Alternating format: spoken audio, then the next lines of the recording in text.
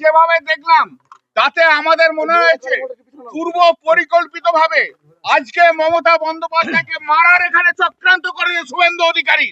একদম মারার চক্রান্ত করেছে। বাংলা থামবে না। মমতা বন্দ্যোপাধ্যায়ের গায়ে যদি হাত পড়ে গোটা পশ্চিম বাংলা থেকে উঠবে। এইভাবে বিজেপি কে লক্ষ্যে দিয়ে এভাবে পুলিশকে সামনে রেখে আইডল করে রেখে দিয়ে তারা মাত্র ইয়ে করেছে।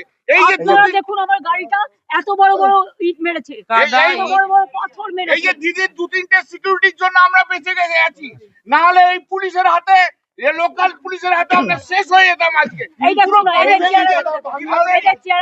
পুলিশ থেকে বিশ্বাস করতে না না না না শুভেন্দু অধিকারী পুলিশ ছাড়া পুলিশের সমস্ত বারোটা বাজিয়ে দিয়েছে।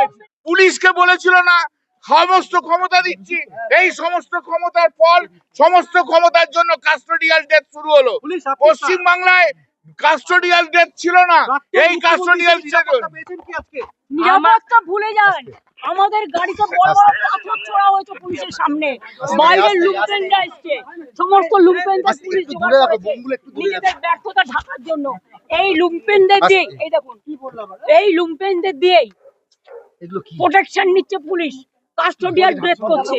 এই লুম্পেনরা বাংলা আজকে লুম্পেনদের হাতে চলে গেছে।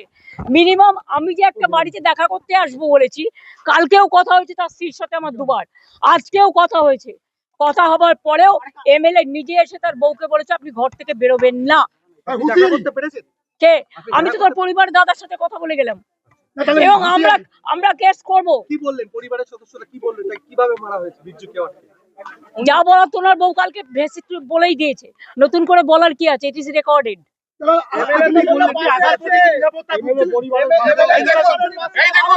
এই দেখুন লোকাল বিজেপি এমএলএ কিভাবে থার্ড ডিগ্রি দেওয়ার কথা বলছে।